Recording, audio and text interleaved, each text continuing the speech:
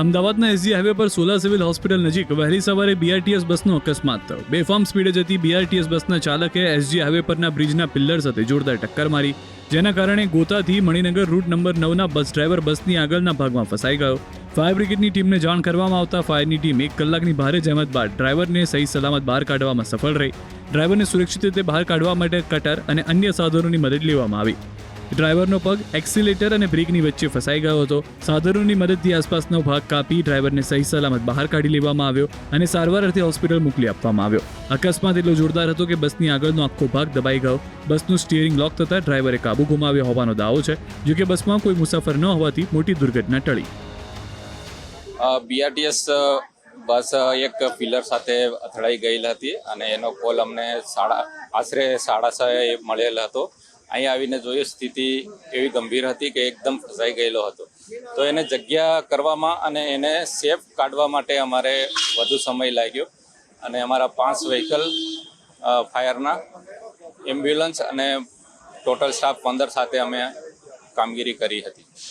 એમને કટરથી કાઢી અને રેમજેકથી થોડું ખુલ્લું કરી એને પ્રયાસ કર્યો, પણ એમનો એવો બ્રેક અને એક્સિલેટરની વચ્ચે પગ ફસાયેલો હતો અને નીચેની જગ્યા એવી હતી કે ત્યાં પહોંચી શકાય એવું નહોતું, એટલે થોડો ટાઈમ વધારે કરી એમને સેફ કાઢવા માટે ટાઈમ થોડો વધારે લાગ્યો। અમદાવાદના એસજી હાઈવે પર સોલા સિવિલ હોસ્પિટલ નજીક વહેલી સવારે બીઆરટીએસ બસનો અકસ્માત થયો। બેફામ સ્પીડે જતી બીઆરટીએસ બસના ચાલકે એસજી હાઈવે પરના બ્રિજના પિલ્લર સાથે જોરદાર ટક્કર મારી, જેના કારણે ગોતાથી મણિનગર રૂટ નંબર 9ના બસ ડ્રાઈવર બસની આગળના ભાગમાં ફસાઈ ગયો। ફાયર બ્રિગેડની ટીમને જાણ કરવામાં આવતા ફાયરની ટીમ 1 કલાકની ભારે જહેમત બાદ ડ્રાઈવરને સહી સલામત બહાર કાઢવામાં સફળ રહી। ડ્રાઈવરને સુરક્ષિત રીતે બહાર કાઢવા માટે કટર અને અન્ય સાધનોની મદદ લેવામાં આવી।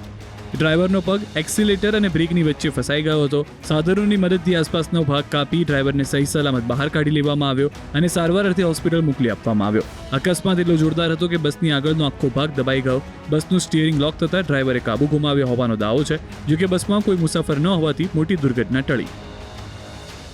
બીઆરટીએસ બસ એક પિલર સાથે અથડાઈ ગયેલ હતી અને એનો કોલ અમને આશરે 6:30 મળેલ હતો।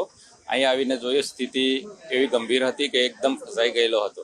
તો એને જગ્યા કરવામાં અને એને સેફ કાઢવા માટે અમારે વધુ સમય લાગ્યો અને અમારા 5 વ્હીકલ ફાયરના, એમ્બ્યુલન્સ અને ટોટલ સ્ટાફ 15 સાથે અમે કામગીરી કરી હતી।